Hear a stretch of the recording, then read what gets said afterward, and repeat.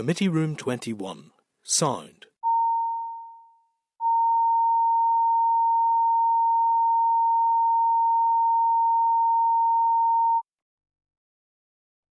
Committee Room 21.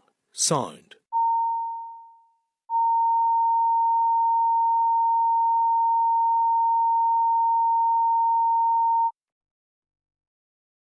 Committee Room 21. Sound.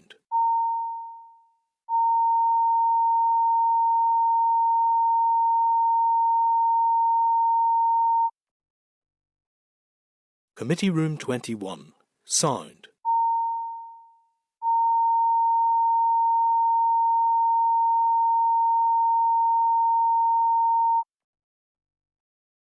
Committee Room 21. Sound.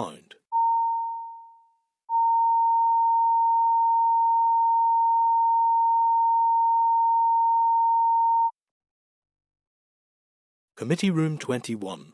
Sound.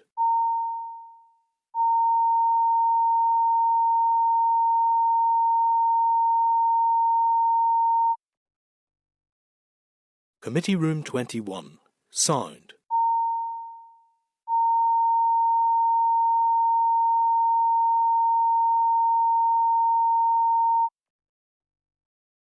Committee Room 21. Sound.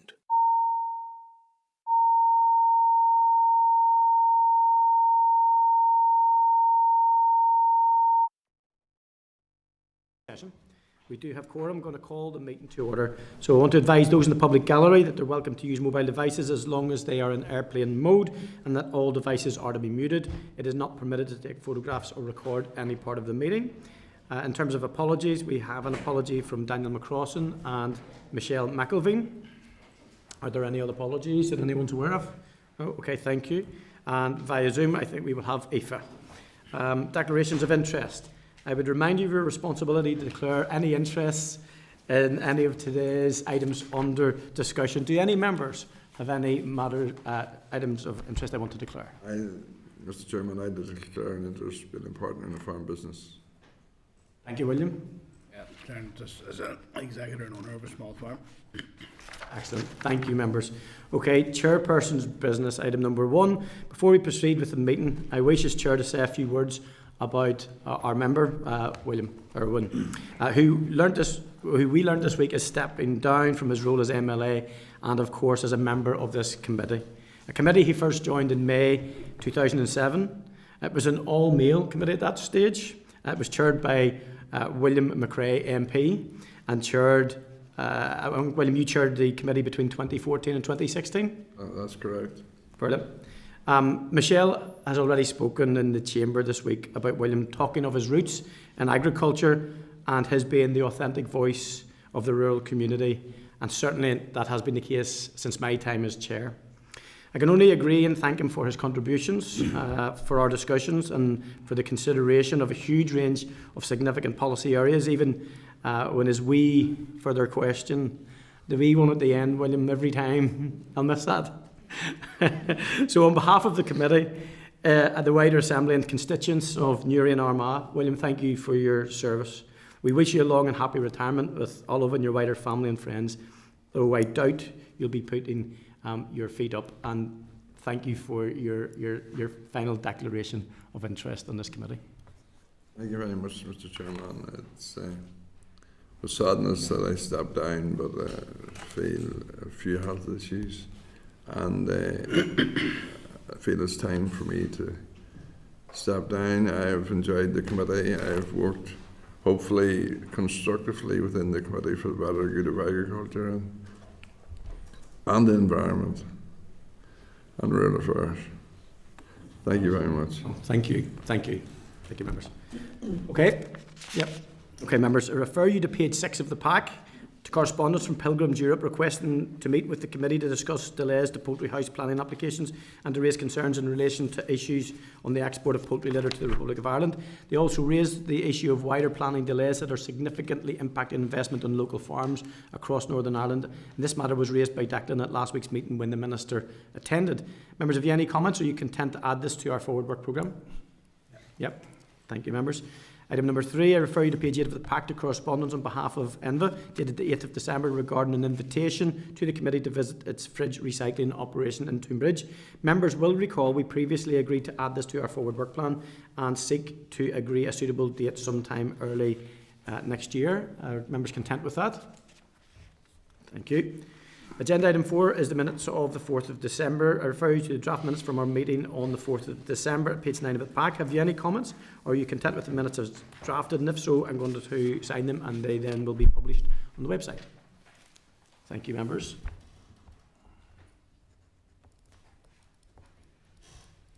Okay, thank you. Okay, matters arising then. Item number 1, I refer you to your pack to an update of the legislation overview for September to December 2025. Provides members with details relating to delegated legislation we have considered this term and will continue to consider into the new year. There is a full sweep of legislative instruments with SRs, LCMs and SI, and the environmental principles with its own scrutiny timetable. Have you any comments, or are you content to note? Thank you, members. Item number 2, I refer you to page 22 of the pack to a note of the informal event with farmers and the UFU representative on their concerns regarding the management of TB. We held that on the 2nd of December. Members received the note by email on Friday. The committee agreed a number of actions. They include to invite rural support to the committee to talk about their work, and also the Northern Ireland Meat Exporters Association to hear from them about their work and the impact of cattle making it to the slaughterhouse before lesions are discovered. Have you any further comments, or are you content to note, members? Thank you. Item number 3, I refer you to page 3 of table papers to correspondence from the Minister dated the 9th of December regarding the OEP investigation into sewage discharges into Belfast Lough.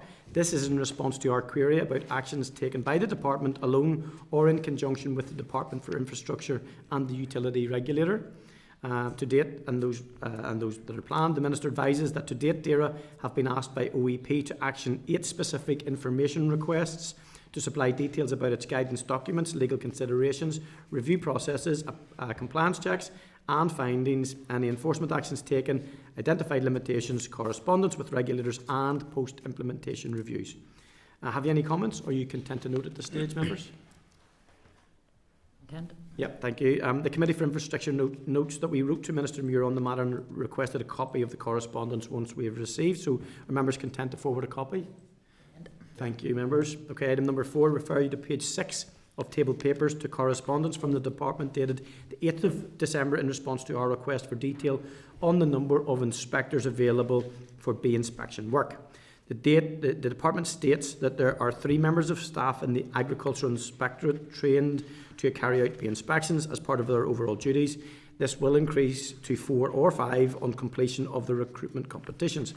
However, the increased resource will not be used to provide additional services such as routine apiary surveillance beyond statutory obligations. Have you any comment, or are you content to note?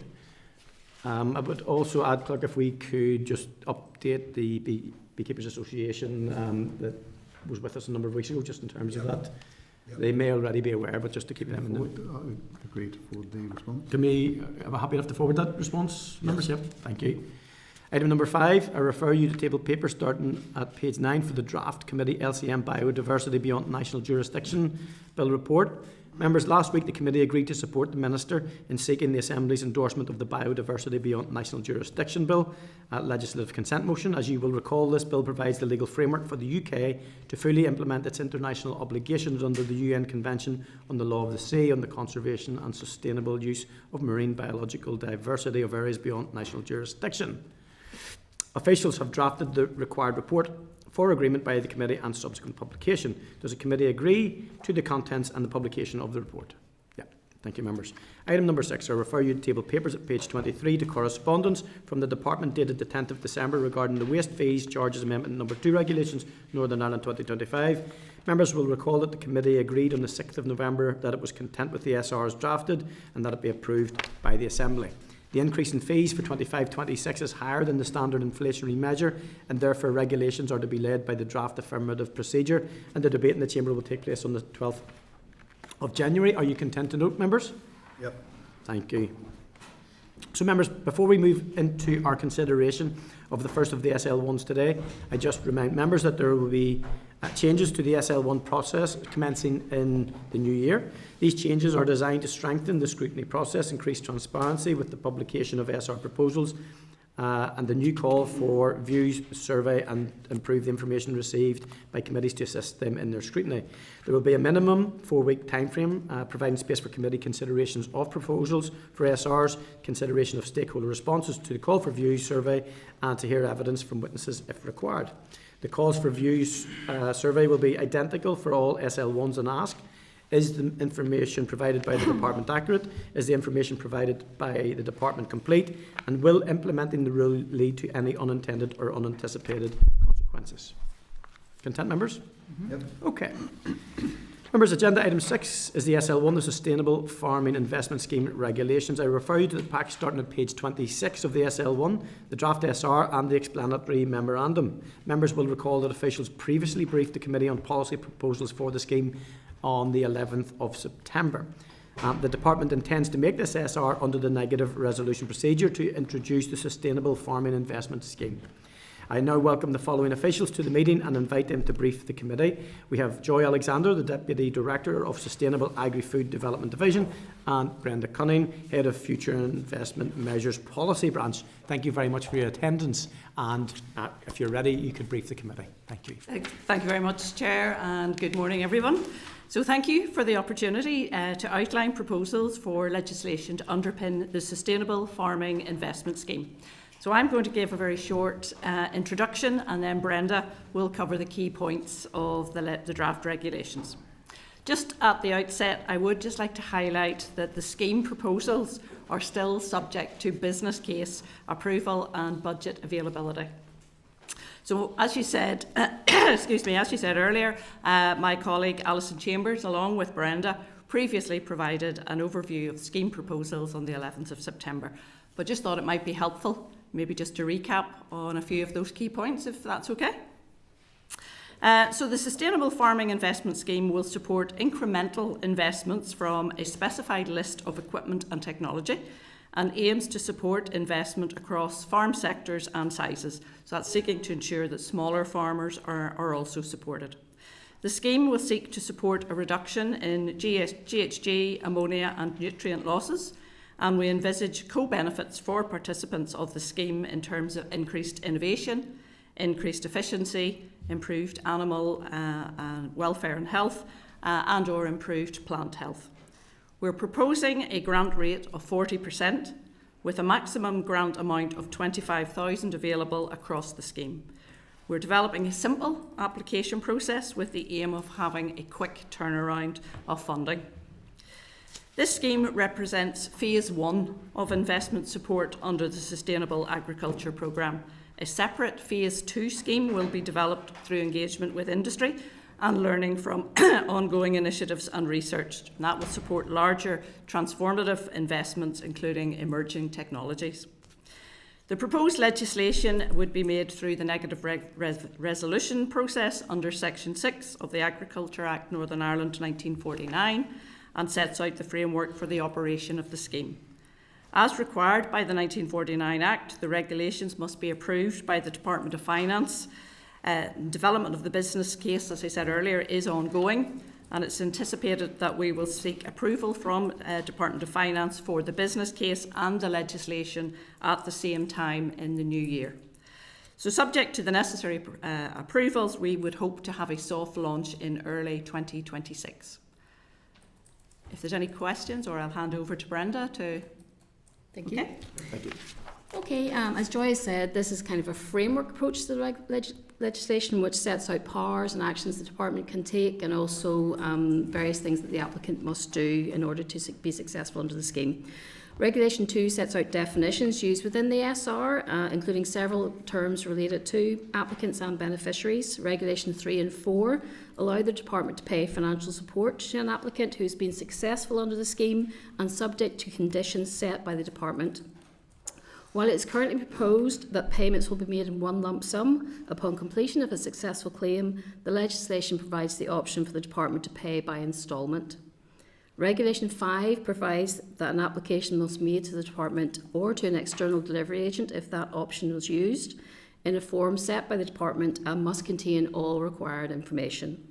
For the scheme, we are developing an online application and claim system, which will be simple and straightforward for farm business to access and use. We will seek to minimise the information required from applicants, but will need to gather baseline information so that we can help with scheme evaluation. Regulation 6 allows the Department to approve an application in whole or part and with or without conditions, so that financial support can be provided.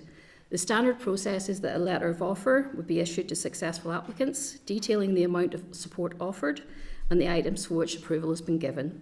This provision also allows the Department or delivery agent to vary an approval.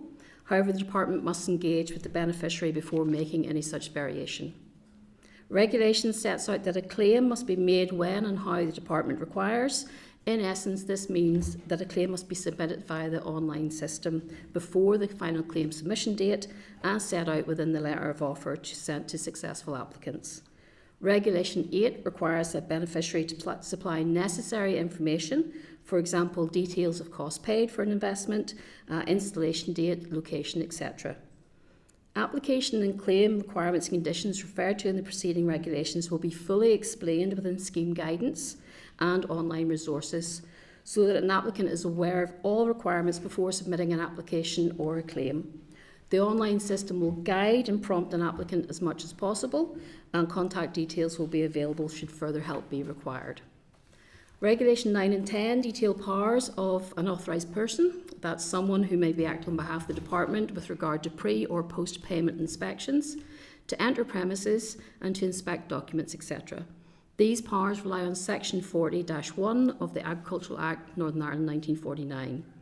These provisions and the definition of authorised person take account of comments from the Examiner of Statutory Rules on legislation for other schemes made under the 1949 Act. Under Regulation 11, a beneficiary must retain documentation related to a supported investment for a minimum period of 5 years. This aligns with the requirement under Regulation 12 for equipment to be retained for a similar period of time. Regulation 13 sets out situations where, for example, the Department may determine that there has been a breach of conditions, false information has been submitted, or an investment is unlikely to be completed. The regulation requires the Department to engage in writing with beneficiary before making such a determination and to consider information provided in response. In cases where the Department has made a determination that a breach has occurred, Regulation 14 provides powers to withhold or recover payment and to impose a penalty. The penalty would fall within the matrix previously outlined to the committee and ranges from a warning letter to a 100% penalty. The Department can also terminate an approval and, in cases, for example, of false information, exclude the beneficiary from the scheme for a period of 2 years. Regulation 15 and 16 provide that the Department may recover any amounts due to be paid as a civil debt and may also recover interest on any recoverable payments made to the beneficiary.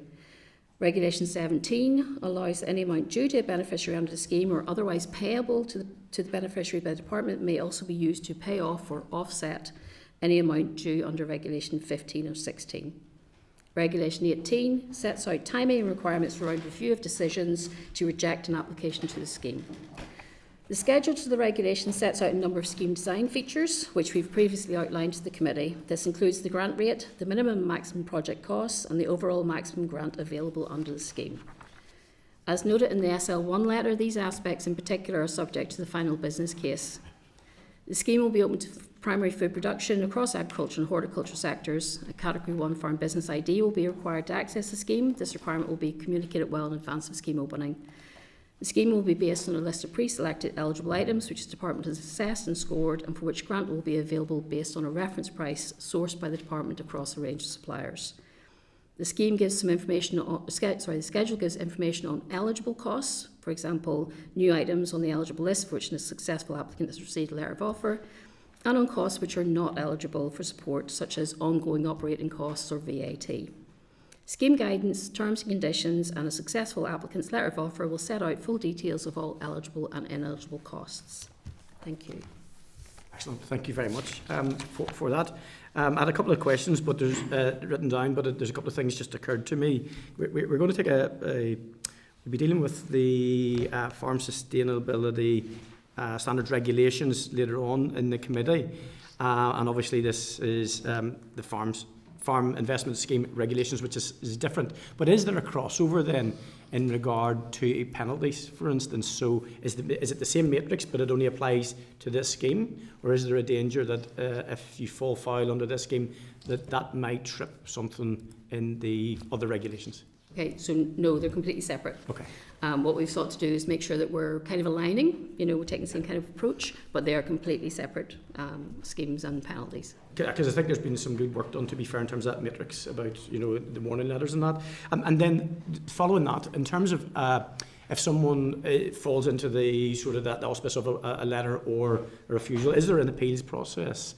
Is there something quite straightforward in terms of challenging the department then? Absolutely. So that's part of that, that we have to actually engage with somebody before we would determine that there's been a breach first off. So we have to write to them, and they can write back, make representations before we would actually impose any penalties. And obviously then if they still were unhappy, they could still write to us and challenge that. But any kind of decisions that is based very much on any representations made back. So for example, if somebody hasn't fulfilled part of their letter of offer, there may be very good reasons for that rather than being charged with a decommitment penalty, perhaps something's happened on the farm or the supply has gone, whatever it might be, that they can't get the equipment. That's taken into account, and therefore the penalty wouldn't be applied. Okay, excellent.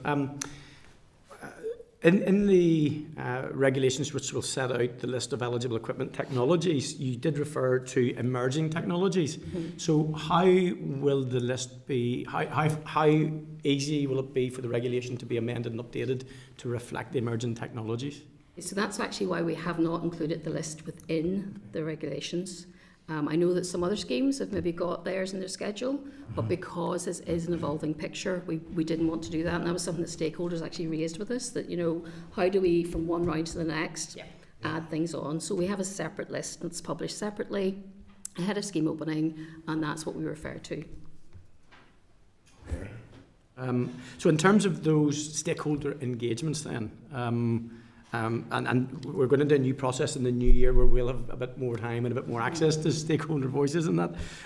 Could you be open with us in terms of any limitations or challenges that stakeholders have raised in regards to this, or any changes that you've affected? Because I know you've worked pretty hard on this. Yeah, we've had a lot of engagement through the Agricultural Policy Stakeholder Group. I think we've met with them about 5 times, possibly over the last year and a half. So in terms of challenges, I suppose one of the biggest concerns for stakeholders was that the scheme would be as broad as possible across sectors. We've often heard that. What if horticulture, for example, isn't competing against livestock? And we've been very careful with how we've scored items to make sure there are items across the board for all sectors. Another concern probably would have been about smaller farmers, to make sure that there's enough, and that's where we have proposed reducing the minimum project cost. So under previous schemes it would have been £5,000. We've now proposed lowering that to £3,000. So we have made those adaptations. Others, I suppose it's the amount of support. Everybody would always like more support to be available, but working through the business case, what we've come to is this 40% grant rate. They've asked about the £25,000 maximum. Is that enough? And to be honest, for some types of investment, it won't be. But that's where we get into phase 2 for those bigger transformative investments. So I'm thinking of most recently talking to the mushroom sector. They're looking at automation. That won't even scratch the surface. Or some of the arable ones as well. They've got very big harvesting machines. So that's where we look at phase 2. So it's that scope. But this is, we think, sufficient for these small incremental investments that we can get launched across a broad range of farm businesses, farm sizes, quickly is the key thing. And I think, and the top level figure is, I think, £44 million. It's 40 million of capital. 40 million of capital, okay. And are there any pressures on that at the moment that you're aware of? I didn't pick up anything in the Finance Minister's report of this week, but obviously you guys are a wee bit closer to the DAERA figures. Well, we're still, as we said at the outset, we're still in the process of getting business case approval, and we've put bids in for funding, so the process is underway. Okay. Oh, no problem. Thank you very much. I'm content with that. Declan? Yeah, thank you. You kind of touched on the question I was going to ask about ensuring that smaller farmers, are part of the scheme. They always would have been part of your consultation exercise as well. And obviously that you have the option of going down as low as £3,000 as well as to facilitate maybe smaller part-time farmers as well. Yeah, and we're looking at the range of equipment as well, that, this isn't all very high-end stuff, so that's actually why we think the 25,000 limit's quite good, because there will be smaller investments made, so that's going to average it out. And we're conscious as well about sheep farmers, that there's equipment there for them, that can be off from smaller farms. So yeah, that's where we've looked at the range of equipment and then also those financial limits to try and take that in. In terms of the APSG, it would represent smaller farmers on that stakeholder group to give that feedback. And see, in terms of unforeseen circumstances and spending or whatever, and things can happen, climate or whatever, what flexibilities are there for unforeseen circumstances? In terms of rollout of the scheme or for an applicant, or both? An applicant? Well, absolutely. What we've made clear, and would be very clear in online resources, within the guide, but within the system as well, stay in contact with us. Things can happen. You might apply, you might get your letter of offer, and best will in the world, you can't get the third item on it, or something's happened to the markets and you can't afford it anymore. Contact us. We would do, work through that, give extensions if that was necessary, whatever it might need to be. But the key thing is to stay in contact. And just following on that as well, you mentioned about the reference prices. Is there any flexibility for farmers who may want to provide quotes who could get a more competitive price than that's from the price and reference guide? We have actually talked about that at APSG. Difficulty would be mixing and matching it. So if we were doing reference prices for some people and then somebody else was bringing in a quote, is that going to be a different price then? They could potentially be getting more grant than somebody else using reference pricing. But more fundamentally than that, using quotes is just a lot more administration for farmers, for suppliers and for the scheme. We would not be able to roll out the scheme as quickly. Basically, because we've got the reference prices, everybody knows what the grant they're applying for. They put that through.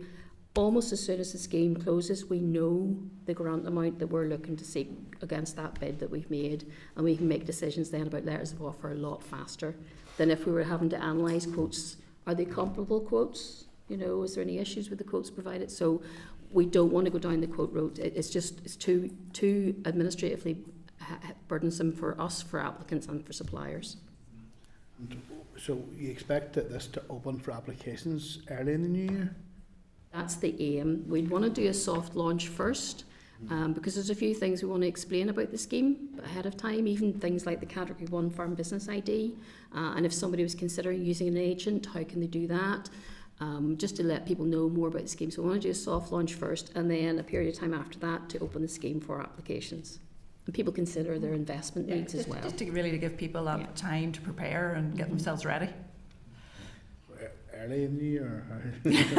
Again, it comes back to budget and business case approvals.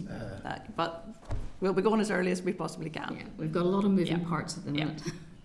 Thank you very much. Thank you, Chair. Exactly. William. Thank you, Mr. Chairman, and it's very welcome, and it's welcome news. 40 million grant aid to farmers is a big help, and not only that, but it's 100 million spent in the wider economy in Northern Ireland in the main, so it certainly is very welcome. In the past, there may have been a wee bit of criticism that there wasn't enough items for horticulture. Have you looked at that to maybe expand the possibility of more items in horticulture? Yeah, we have. Working very closely with some of the stakeholders as well who've suggested items so that we can consider them, and also then CAFRE advisors. CAFRE advisors are giving us advice on the whole range of sectors, but anything that's out there, there might be some things that are quite novel as well that we don't have in Northern Ireland, so we want to make sure we can try and see can we put those on the list. So yeah, very conscious that we want to expand it for horticulture and arable in particular. That's good. In relation to you're hoping to open the scheme early in the year, that could be March, but irrespective of when it is, how long do you expect it to be open for? Period? It'll have a short opening period. So under Tier 1 of FBIS, it was usually about 4 to 6 weeks, and we'd see it be in the same kind of time frame because it's such a simple application. So say 6 weeks, People get in, get their applications done, it closes, and then we can look at letters of offer quickly after What that. happens to be oversubscribed? How do you... If it's oversubscribed, yes, so we would have an indicative budget that we would be putting against round one, for example. The applications are scored based entirely on the items selected, so they'll be ranked. Okay. And then we'll have to draw a cut-off point. Okay. And again, as part of the soft launch, to make sure that everybody's aware of the window and, as we say, that there's sufficient time to get all the bits and pieces put together. That's okay. Thank you. Thank you, William. Thomas? Does the farmer have to pay up front and then be reimbursed on this? It is, actually, yes. So they would have to pay 100% of the investment themselves, purchase it, and then we would reimburse the 40% grant rate, just standard under the type of schemes we usually run. What is the timeline then for them to wait on the payment coming to them? We would make it as quick as possible, and I think under Tier 1, it was a fairly quick turnaround for that. Again, online processes, and what we would give them guidance is that if you've got one invoice for the piece of equipment and you can show that one item going out of your bank account, it's much quicker to get that paid off rather than having to wade through a lot of paperwork. Yeah, and just in the business of it being oversubscribed, if it's oversubscribed, do you take it as on the basis of the applications that come in and when they come in? Because if it's oversubscribed, there are going to be people who's going to lose out. So how do you determine then who actually gets and who doesn't get? This is not a first come, first served. This is based purely on what people have applied for. So the window opens, the window closes, all the applications in at that stage then are looked at in terms of what they've selected. Okay. And then when does round 2 open? Again, is there going to be a long time frame before? Is there a round 2? There is hopefully to be a round 2. Any decisions over when that would open would be determined on the uptake for round 1 and also how well the claims are processing under round 1. If for example, we found there was a particular issue with people getting the equipment, something happens to the markets, might have to delay it, but if we can bring it forward, that would be even better. We want to try and get this as rapidly delivered as possible. Thank you, Chair. Okay. Aoife? Anya? I told you last word. You're at it again. Anya. Thank you, Chair. Just a quick query in relation to the scoring matrix. And I suppose there will be an emphasis on lessee equipment within this grant scheme and non-lessee equipment. When do we expect to actually see the score matrix? Will it be transparent or will it be published? So in terms of the scoring, we don't really have a matrix as such. It's just every single item, and that will be on the list. So when the list of items is published for the opening of the scheme, there'll be a score attributed to each item. What we're going to potentially do for lessee is slightly different. So I talked the last time about we were splitting lessee from non-lessee items so that somebody's application's not getting dragged down if they want a non-lessee item, lessee as well. So we're going to split them. So we're going to score them separately. Everything's based on an item score, but because obviously lessee, they all have the same item score because they're the same item. There's slight differences between a slurry injection equipment that's slightly better for ammonia as opposed to a trailing shear dribble bar. But what we're thinking of doing there, so we can prioritise, is look at livestock units in combination with the item score. So that will prioritise those who have a higher number of livestock units and therefore producing more slurry. Therefore, we get more benefit from them using lessee on it if that's necessary. So the scores will be known as soon as the list is published in terms of the items. And then applicants can look at their own livestock units and know their potential scoring there. But that ranking report won't be known until we actually know who the applicants are who actually apply. Thank you, Chair. No problem, thank you. John? Following on, Chair, from Tom's question there, what's the precedent or examples set from previous similar schemes in terms of a cut-off point or where the number of applications might exceed the available resource? Okay, so under FBIS Capital Tier 1, whenever it was first launched, there were 2 tranches to be rolled out for £15 million. So it was taken that would be 7.5 million and 7.5 million. And those 2 first tranches more or less worked out that way. And what happens as well is that we would often overcommit slightly for a tranche because we know there's always a little bit of decommitment. It's natural. and then we would be able to bump up the second. Okay. But for tranche 3 of that happened in 2020, so it was, supply was affected by COVID, by Ukraine, all of that. So it was a longer time frame for rollout, but also there were a lot more applications. So originally it was supposed to be, I think, 7.5 million as well. The decision was taken based on the number of applications to increase the budget there to cover a bit more of those. So it's all quite fluid until we know who's applied for what.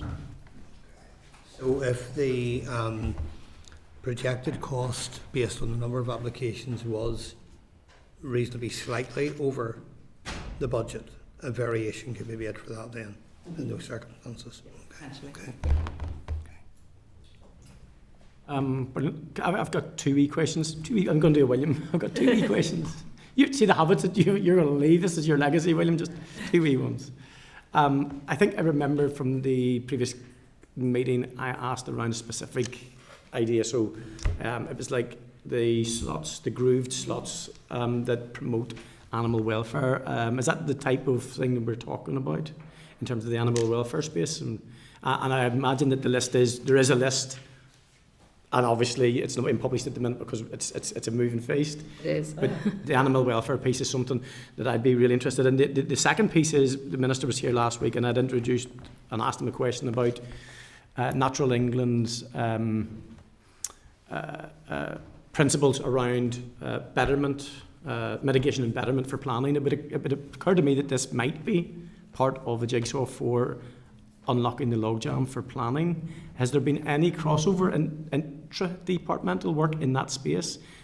Yeah, we're actually very engaged with the folks working on the ammonia strategy and on that review and all of that piece.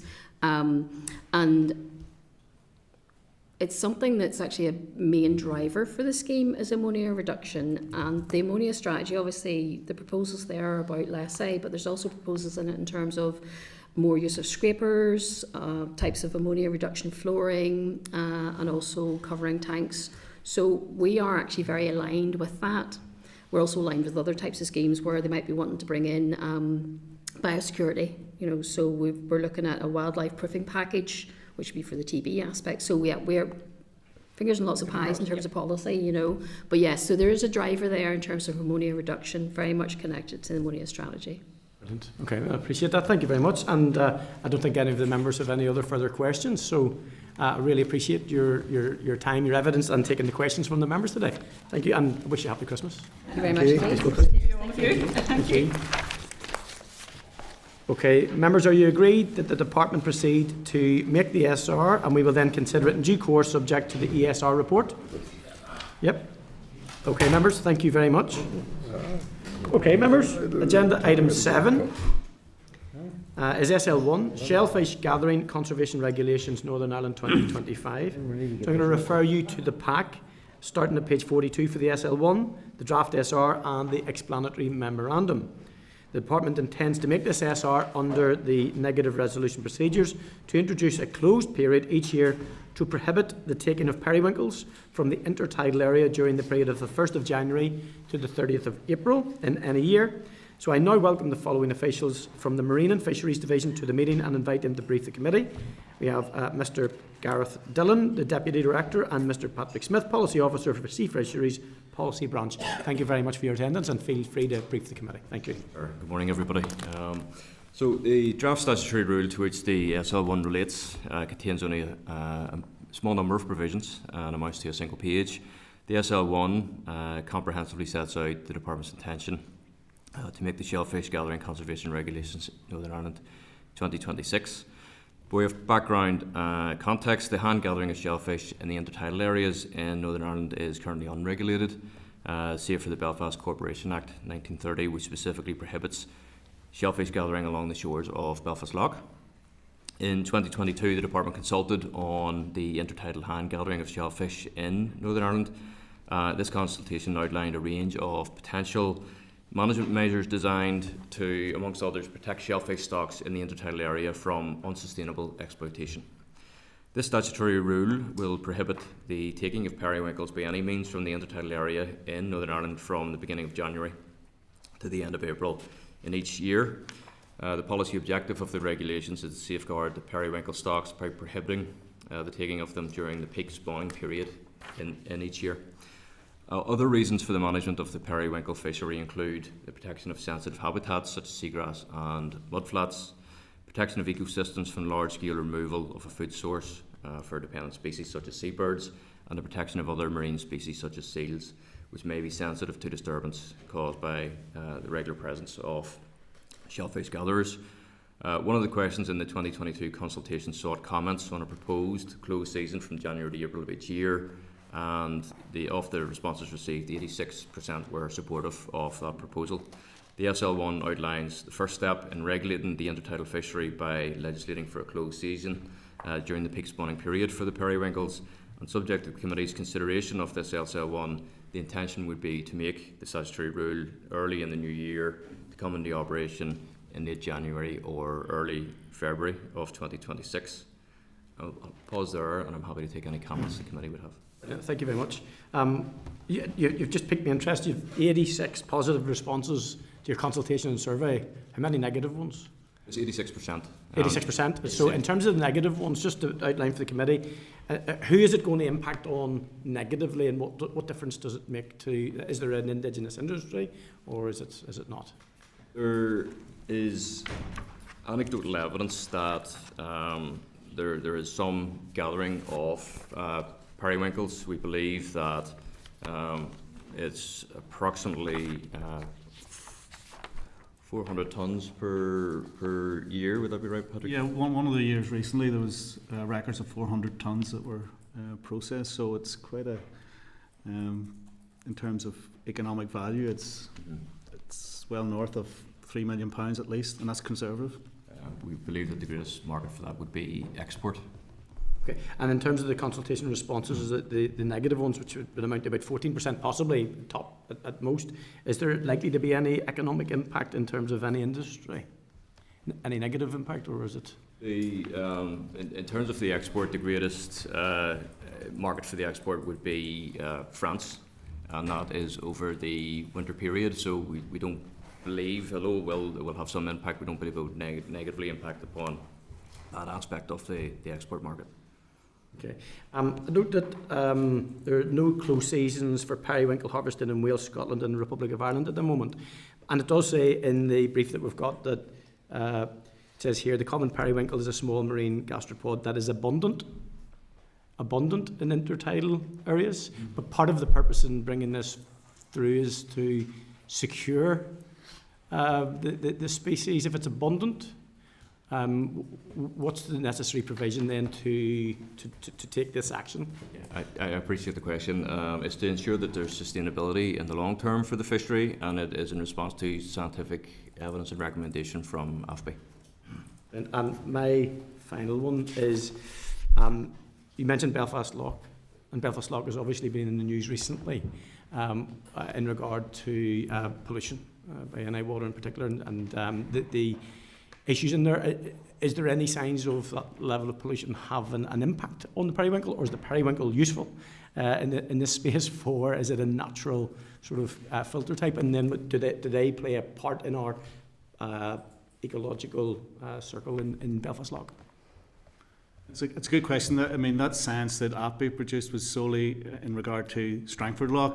I mean, the act that Gareth talked about was an old 1930s local government act that is preventing hand gathering on the shores of Belfast Lough. So in terms of the question as to whether there's any impact on that, we're not quite sure on that one, but the science behind the AFBI report was focused on the inner Strangford Lough. Okay, and just a final one for me, are there any other species the department might seek to protect in this way, or are all other species already protected? It's an unregulated industry. The department is required to publish hand gathering of shellfish fisheries management plan by December 2027, and that, in addition to periwinkles, within the scope of that could include native oysters, razor clams, blue mussels, and cockles.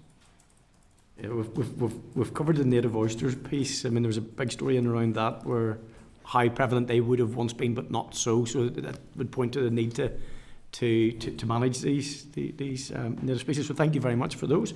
Declan, please. Yeah, thank you for the presentation. The ban in England is from the middle of May, the 15th of May to 15th September. Why is there different dates for here?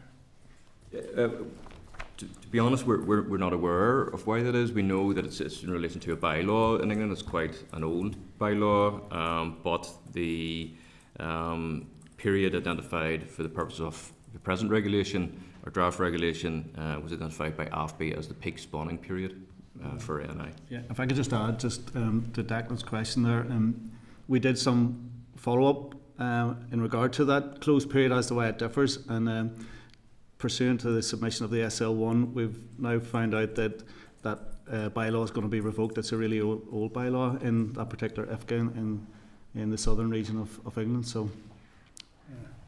And there isn't a ban like this in the south of Ireland. Are you aware of any plans for such one, or have they identified the need for such a ban? No, I mean, this has obviously come out of the 2022 consultation on the hand gathering of shellfish in Northern Ireland. I mean, obviously there's quite a lot of interest from environmental side of things, the economic value of the periwinkle fishery, and also there's a health and safety aspect to it as well. So there are a number of proposed measures that were consulted on, but this is the first one. This is the initial step that we're taking in terms of having a closed season for periwinkles, because we have the science to back that up, unlike the other stocks that the chair had mentioned. And in Gareth's answer talked about 4 additional species in the proposed FMP. But we don't have the science for that yet, and that's something that we'll be looking at. Thank you very much. Thank you, Declan. John? Chair, thank you. And thanks to you both for the information provided. I say respectfully to those that wrote the 1930s bylaw, if they're still around, and those who've clung to it, that any ban on hand gathering in Belfast Loch has not been massively successful over the years.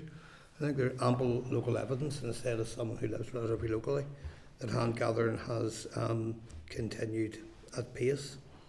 But more specifically, looking forward, I assume there was input amongst the 86% support from the public consultation for what is proposed, support from the environmental and conservation lobby for the regulation as it's envisaged. Can you confirm that? And confirm that there's scientific and research data to back up the proposed closed season and the dates around that? Yeah, I mean, the consultation in 2022 was pursuant to the AFB report earlier that year, which was on intertidal hand gathering, and it focused on 3 sites in the Strangford Loch. But I mean, in terms of other areas where periwinkles are gathered, it's mainly in Strangford and maybe in other parts of the County Down coast, around past maybe Killock, St John's Point, etc. The 37 responses, there was 37 responses to that consultation, of which 86 were supportive of that closed period. And just to give you a feel for those who responded, they were members of the public, landowners, shellfish gatherers, university scientists, ENGOs, and some local council representatives. So that's a flavour of those who supportive, yeah. Well, who responded to the consultation, but they're in the majority were supportive. Yeah. And the data is in the AFB report. Yeah. At the outset. Okay. Thank you. Thank you, John. Thomas? Yeah, Chair, and the question is sort of been answered. It was in relation to what Declan asked as well, was why this closed period and why it was different from what it is in England, but that has been dealt with. Thank you, Thomas. And Anya? Thank you, Chair. Just in relation, in the draft SR, there is mention of exemptions, and I suppose under what circumstances would those exemptions apply if somebody was to apply? Yeah, those exemptions are derived from the Section 14 of the 1966 Fisheries Act for Northern Ireland, and it's an exemption that allows the Department to grant permits for scientific purposes of propagation. So I know Mr. Blair would be familiar with that from his time there.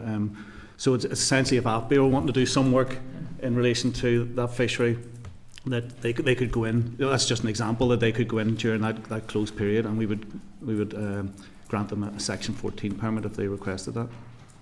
Thank you. Thank you, Chair. Thank you. All right, okay. No problem. And draw a line to this. Members, any further questions? Okay. Gentlemen, thank you very much for your time today. It's greatly appreciated. And we wish you a happy Christmas, safe journeys. So members, are you content that the department proceeds to make the SR and we will then consider it in due course along with the SR report? Yep. Content? Yes? Thank you. Thank you. Well done. Thank you, gentlemen. Okay, members, agenda item number 8 is the Farm Sustainability Standards Amendment Regulations 2025. So I refer you to the pack starting at page 51 for the SL5 and the explanatory memorandum. We considered the SL1 on the 27th of November and noted this SR makes miscellaneous amendments to SR 2025 number 165, the Farm Sustainability Standard Regulations Northern Ireland 2025, which, after some consideration, we agreed on the 6th of November that we had no objection to subject to the report of the Examiner of Statutory Rules. However, a drafting error came to light which requires an amending SR as SR 2025-165 that made amendments to Commission Implementing Regulation 809-2014, Article 74, failed to fully remove reference to the word negligence. The SR has been led under the negative resolution procedure and it is anticipated that it will come into operation on the 1st of January 2026. So members, on the 27th of November we agreed that the Department proceeds to make the SR, and I will now put the question on the SR. That the Committee for Agriculture, Environment and Rural Affairs has considered SR 2025-191, the Farm Sustainability Standard Amendment Regulations Northern Ireland 2025, and has no objection to the rules subject to the report of the Examiner of Statutory Rules. Are members agreed? Yes. Thank you, members. Members, before we move on, I'd like to propose that the committee write to the department to request a State of the Nation type update on the interrelation between statutory rules introduced this mandate. Whilst we consider SRs in isolation, the committee is well aware of the complexity of the regulations and policies that farmers navigate on a daily basis, and I'm keen to have a clear picture of the relationship between the various obligations, grants, potential penalties that farmers face. The department were very good in this space previously, if you remember. I think it was in around the bovine genetics, and I asked for a bit of a diagrammatic, and it was brilliant because it helped to answer a lot of questions, and that's literally what I'm after here. And again, if you notice, one of the questions that occurred to me in the evidence session before last was just to see if there was a crossover, and it's great to know if there is, and it's also really useful for us for efficiencies if there's not, and it can alleviate concerns that don't necessarily need to exist. Members content? Yep. Thank you. Okay, agenda item 9 is the Air Quality Common Framework. Members, I refer you to the pack for the following items. A briefing paper from Natural Environment Division starting at page 59. Response from the Department dated the 11th of November defining a significant issue, prompting a review, which starts at page 92. Air Quality NI website providing further air quality information, data and reports at page 94. And I also refer you to table papers to the RAISE Report Common Framework Overview starting at page 24 and the RAISE Report Air Quality Common Framework and Overview starting at page 65. So members, as part of our scrutiny of this common framework, for which DAERA is the lead department, we previously received a written briefing in September last year. This was followed by an oral briefing on the 16th of October when we heard the framework covers all relevant air quality legislation which relates to those powers returned from the EU and sets out how the four administrations propose to work effectively together to improve air quality. The committee then agreed to return to the matter, and on the 13th of November we considered the department's response to our query regarding what constitutes a significant event, prompting an exceptional review of the framework. So if you're content, the committee will minute that that scrutiny of the air quality common framework is complete, as we all know that these common frameworks will be reviewed once finalised. Members content? Yep. Thank you, members. Agenda item 10 is the Departmental written briefing, the Marine Protected Areas MPA Strategy for Northern Ireland Inshore Region 25 to 30. I refer members to the pack starting at page 97 for that briefing paper. So with your indulgence, members, I will take a bit of time summarising these three briefings. Members, the Department has completed the public consultation on a reviewed marine protected area strategy for the Northern Ireland Inshore region and has produced a synopsis report and a marine protected area strategy for 2025-2030. These can be found in the pack starting at page 102. Northern Ireland's first MPA strategy was published in 2014 and focused on the Department's commitment to establish and achieve a network of well-managed MPAs that contributed to the conservation and improvement of the marine environment in the inshore region. Northern Ireland has now met the target of conserving 30% of its marine area by 2030, which now stands at 38% in the inshore region. However, since 2014, the introduction of global, international and local agreements, laws and strategies has led to a review of the strategy to highlight the shift in focus from the creation of to the management of that network. The strategy is consistent with the position in the rest of the United Kingdom, the EU and internationally. The UK as a whole has 374 MPAs, covering 38% of UK waters. The Republic of Ireland aims to expand its MPA network from 13% to 30% of Ireland's maritime area by 2030. And if the committee is content, the synopsis report and the MPA strategy will be published on the Department's website. The Department will then outline its plans for the protection of key marine species with the publication of Northern Ireland Seabird and Elasmo Branch Conservation Strategies. That's the first time I've used that word. Do you have any comments, or are you content to note? Content to note. Thank you, members. Okay, members, agenda item 11 is a departmental written briefing on the significant water management issues, report and consultation. So members, I refer you to the pack starting at page 189 for the briefing paper for the Marine Fisheries Division, providing an update on the significant water management issues report and associated public consultation, which is a key development of the 4th cycle river basin management plan. And a copy of the report will be provided to the committee prior to its publication. So members, as you are aware, under the Environment Water Framework Directive Regulations Northern Ireland 2017, the Department is required to review and update the river basin management plans every 6 years and produce and consult on the SWMI report, which presents the current ecological status of surface waters, groundwater chemical status, and further information providing an overview of water quality of the local management areas within each river basin management. 2 consultations were launched in 2025, impacts on the water environment, on pressures and water quality, and a 6-month consultation on the 4th cycle RBMP timeline and work programme, which will close on the 3rd of January 2026. The synopsis of responses for each will be shared with the committee. Members, the 2017 regulations require that each water body must achieve good or better ecological status and good surface water chemical status by 2027, targets which are incorporated into the Environmental Improvement Plan for Northern Ireland. However, in 2024, 29% of all surface water bodies achieved good or better ecological status compared to 31% in 2021, highlighting the need to take action to improve water quality. The other UK jurisdictions are either currently or will shortly launch their consultations of their SWMI reports. Cooperation will also continue with the Republic of Ireland, in particular the production of the Shared Waters document on managing shared waters, which will support the 4th cycle River Basin Management Plan. The Department also plans to commence work on developing a programme of measures involving cross-departmental collaboration and stakeholder input for the 4th cycle plan, which will be subject to an economic analysis prior to the publication by the 22nd of December 2027. Members of the committee will receive an oral briefing in early 2026 on the implementation of the 3rd cycle of the River Basin Management Plan, which was published on the 13th of June. Members, any comments to make? Are you content to note?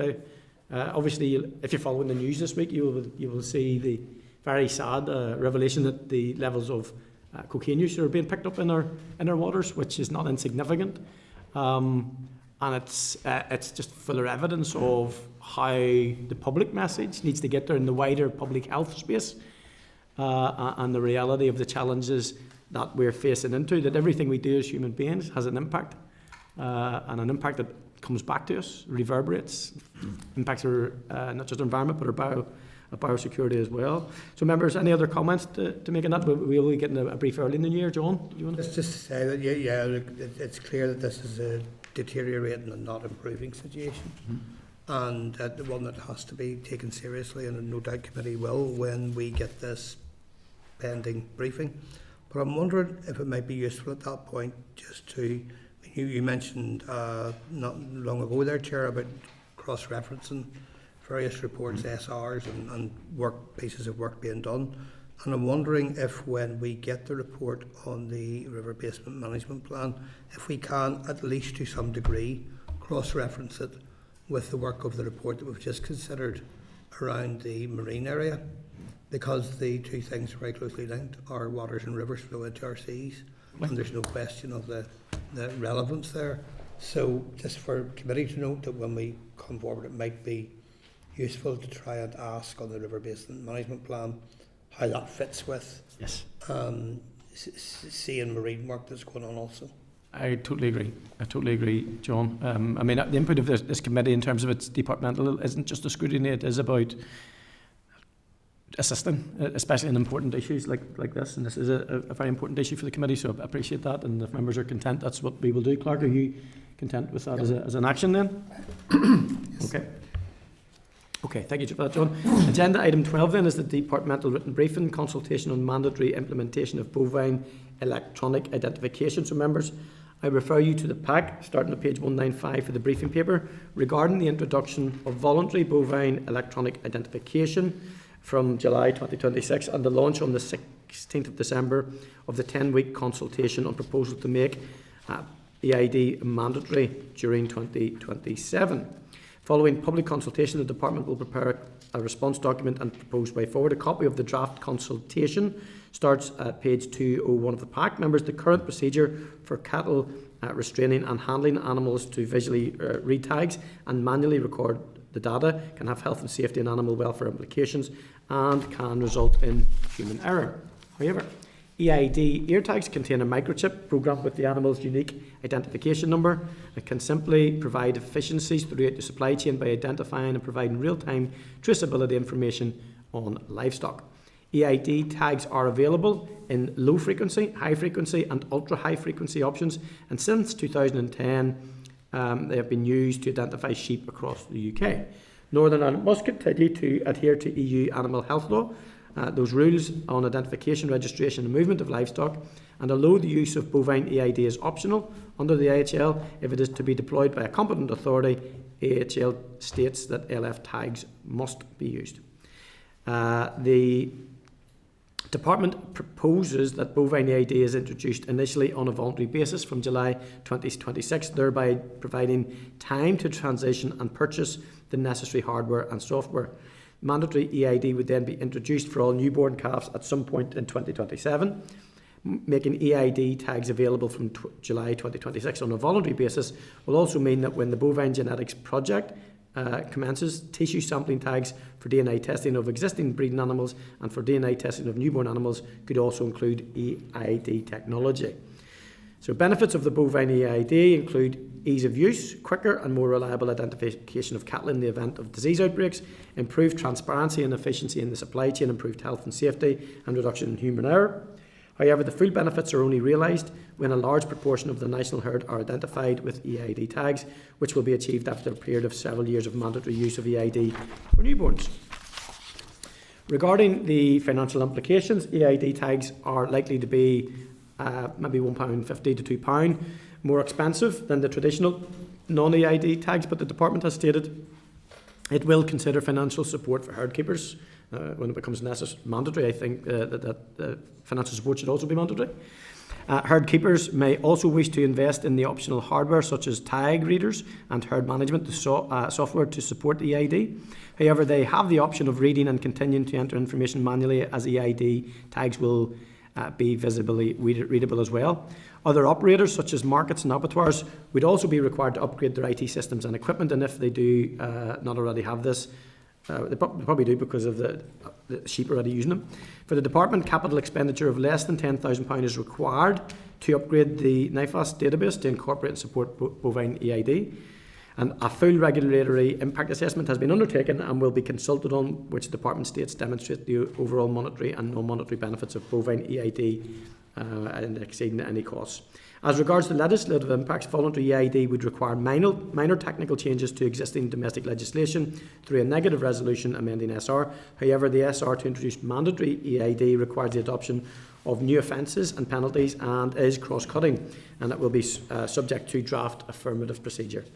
Stakeholder engagement found that key industry stakeholders welcomed plans to introduce bovine EID and were keen it is rolled out at the same time as the bovine genetics project to minimise the impact on herd keepers. Seems like common sense.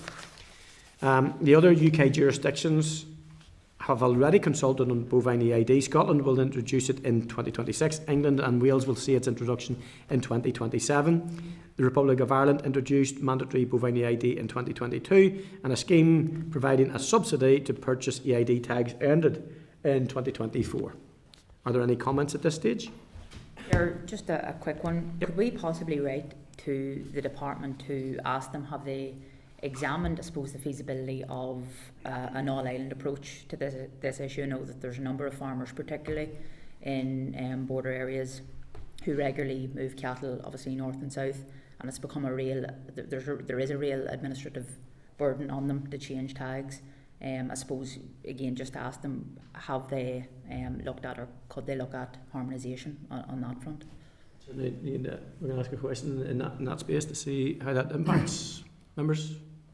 It's going to be, excuse me, it's going to be a cost of £1 or £2 per tag more. Tags are already £3 a head, so it's significant enough if you have a large number of births in your farm. Totally.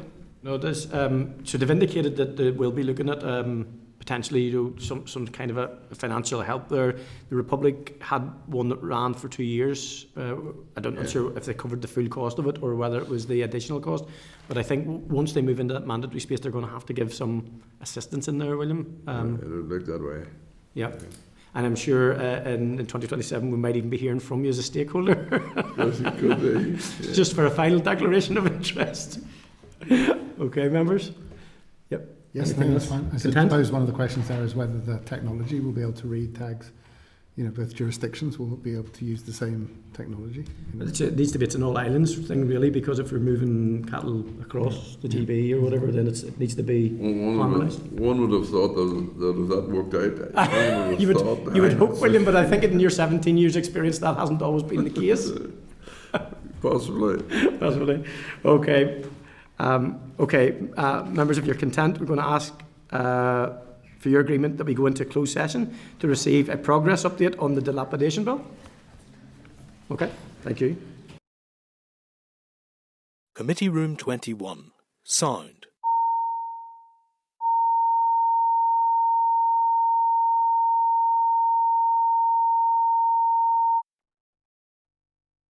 Committee Room 21. Sound.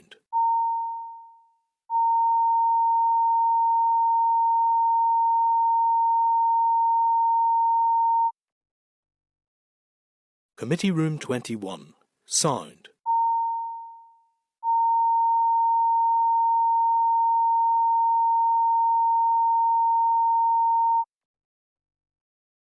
Committee Room 21. Sound.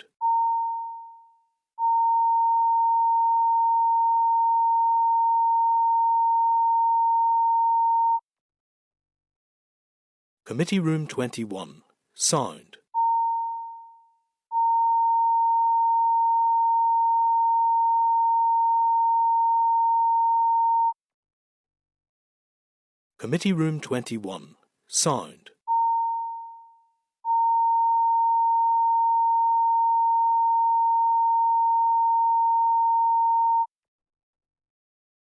Committee Room 21.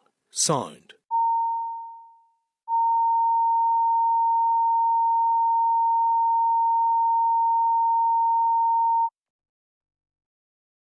Sound. Committee Room 21. Sound. Committee Room 21. Sound.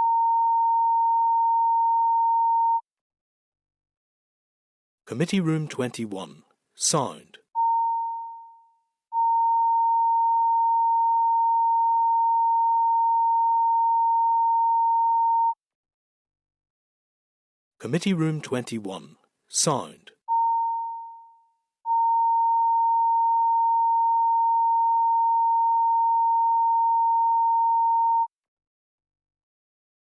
Committee Room 21. Sound.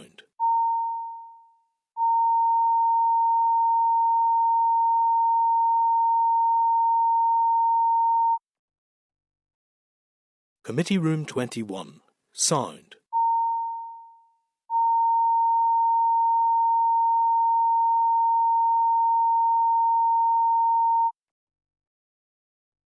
Committee Room 21. Sound.